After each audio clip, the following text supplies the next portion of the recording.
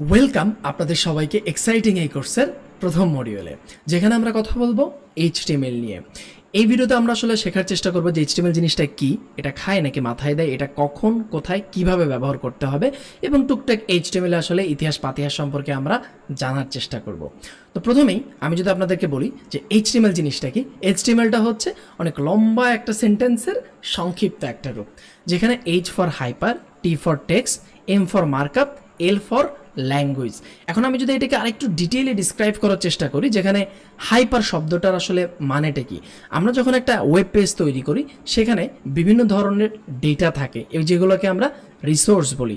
এখন এই রিসোর্সগুলো আসলে যেই জিনিসটা ধারণ করে সেটাকে আসলে হাইপার বলে। অনেকে এটাকে বলে যে মোর দেন টেক্সট, যেখানে আসলে শুধু প্লেন টেক্সট যে থাকে ব্যাপারটা এরকম না। এখানে যদি আপনি দেখেন এই যে ডকুমেন্টগুলো, এখানে যে শুধু প্লেন টেক্সটই থাকবে, অর্থাৎ আপনার লেটার দিয়ে লেখাই থাকবে এরকম না। এর পাশাপাশি হচ্ছে নেভিগেশন লিঙ্ক থাকতে পারে, তার পাশাপাশি হচ্ছে টুল টিপ থাকতে পারে, এর পাশাপাশি হচ্ছে আইকন থাকতে পারে। এই জন্য এটাকে অনেকেই বলে মোর দেন টেক্সট। এবং এরপরে এই যে টিটা আপনি দেখতে পারতেছেন, এই টি স্ট্যান্ড ফর প্লেন টেক্সট, যেখানে আমরা লেটার দিয়ে কোনো কিছু লেখার চেষ্টা করি, যে হ্যালো, তারপর বাংলাদেশ, এই টাইপের কোনো কিছু যখন আমরা লেখার চেষ্টা করি সেটাকে আসলে কি বলে, আপনার প্লেন টেক্সট বলে। আচ্ছা, এরপর যে মার্কআপ জিনিসটা, এটা খুবই ইন্টারেস্টিং একটা জিনিস। আমরা যখন এইচটিএমএল লিখি, সেখানে আসলে আমাদের মার্ক করা কিছু ইনস্ট্রাকশন দিতে হয়, যে ওয়েবসাইটের লেআউট, ওয়েবসাইটের যে স্ট্রাকচারটা হবে সেটা দেখতে কীরকম হবে। তো এইটার জন্য আমরা এইচটিএমএল কিন্তু বিভিন্ন ধরনের ট্যাগ ব্যবহার করে থাকি, যেটাকে আমরা অনেকে বলি যে ধরেন হইতে পারে H1 ট্যাগ, H2, H3। তো এই টাইপের আমরা কি করি, যে একটা ইনস্ট্রাকশন দিই, এই ইনস্ট্রাকশনটা আমরা মার্ক করা কিছু কিছু ট্যাগ দিয়ে দিই, এবং সেখানে যদি আপনি কোনো একটা টেক্সট ব্যবহার করেন, সেটা আপনার ওয়েবসাইটের স্ট্রাকচারে গিয়ে ওইভাবে দেখাবে। তো এই যে মার্ক করে কোনো একটা ইনস্ট্রাকশন দেওয়ার যে ব্যাপারটা, এই জন্য আসলে এটাকে মার্কআপ বলে।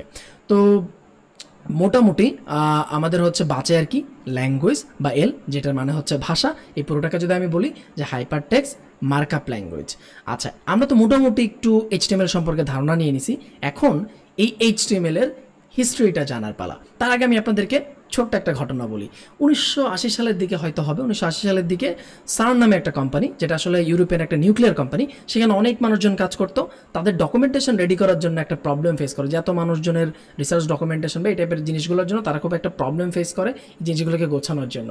তো সেই প্রবলেমটা সলভ করার জন্য আসলে ইনভাইট করে এই যে ব্যক্তি কালোকোট পরা, যাকে দেখতে পারতেছেন, এর নাম হচ্ছে টিম বার্নার্স-লি।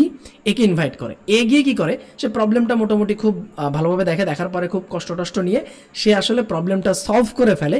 এনকোয়ার নামে একটা সফটওয়্যার আবিষ্কার করে, যেই সফটওয়্যারটা আসলে প্যাসকেল প্রোগ্রামিং ল্যাঙ্গুয়েজে তৈরি করা ছিল। তো এই প্যাসকেল প্রোগ্রামিং ল্যাঙ্গুয়েজ দিয়ে যে এনকোয়ার সফটওয়্যারটা তৈরি করা ছিল, এই জিনিসটা বলার একটা কারণ কি, এইটা থেকেই পরবর্তীতে 1990 সালে এইচটিএমএল এর উৎপত্তি হয়, যেটাকে আমরা আসলে বর্তমানে বলতেছি যে হাইপারটেক্সট মার্কআপ ল্যাঙ্গুয়েজ। এবং মজার ব্যাপারটা হচ্ছে যে 1990 সালে যে এইচটিএমএল ভার্সন 1 যেটা রিলিজ করে, সেখানে অনলি 18টা ট্যাগ ছিল। তো টিম বার্নস-লি উনি হচ্ছে চমৎকার একজন ব্যক্তি, যিনি আসলে আমাদের লাইফটাকে অনেক বেশি ইজি করে দিয়ে গেছে। তো এটাই ছিল মোটামুটি হচ্ছে আমাদের এইচটিএমএল এর এই মডিউলটা।